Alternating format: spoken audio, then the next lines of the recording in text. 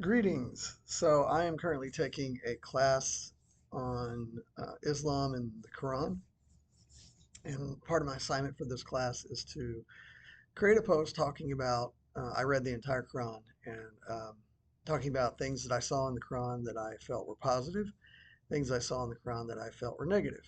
And so here goes. I'll talk about the positive things first. So one of the things that I really liked that I saw in the teachings of the Quran is that there was no need for a sacrifice for people to be um, okay with Allah and to go to paradise or heaven. In the Christian church, they teach that you're sinful from birth. There's original sin. You are separated from God because you're sinful, and so Christ had to die for you in a horrible manner. And if you accept that, then you can go to heaven. God will accept that as forgiving.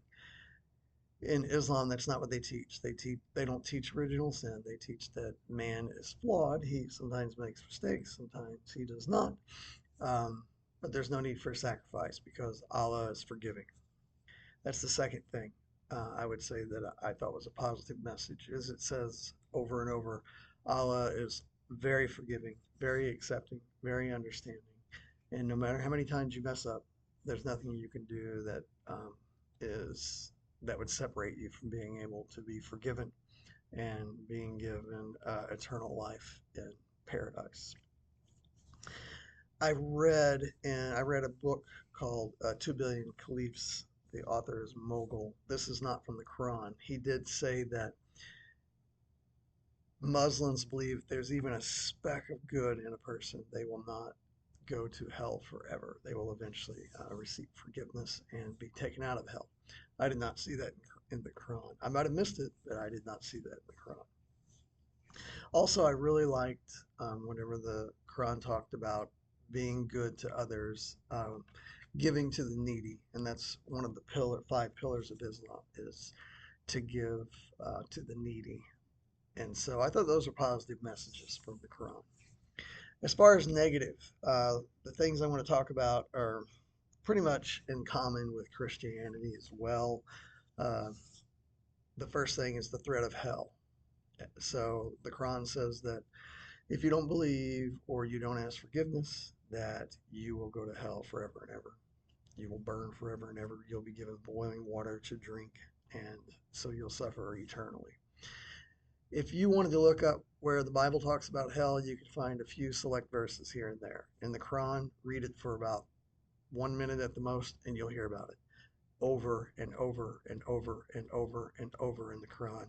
That is the biggest theme message throughout the whole book is you're going to go to hell. You're going to go to hell. You're going to be punished forever and ever if you don't believe, if you don't ask for forgiveness.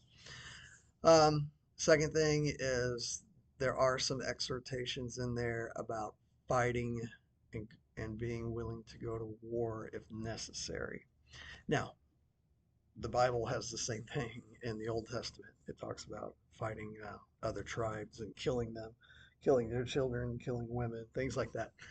Um, so it's in the Bible too, but uh, there are some verses in the Quran that talk about going to war for Allah if necessary. It doesn't encourage you to, but it says if necessary. Um, Another negative thing, and this is not in the Quran, but I'm just going to mention it about Islam, is, and this would be the same and has been the same with in Christianity, is governments that are theocracies, the way they control people and punish people. Um, like if you look at the state of Iran right now. And finally, just like the Bible, the Quran does not give women equal treatment. Women are looked on as inferior to men. It's not in the Quran, but in Islam, if you are a Muslim man, you're allowed to have up to 4 wives. They can be Christian, Jewish, or Islamic. If you're a woman, you can have one husband, and he has to be Muslim.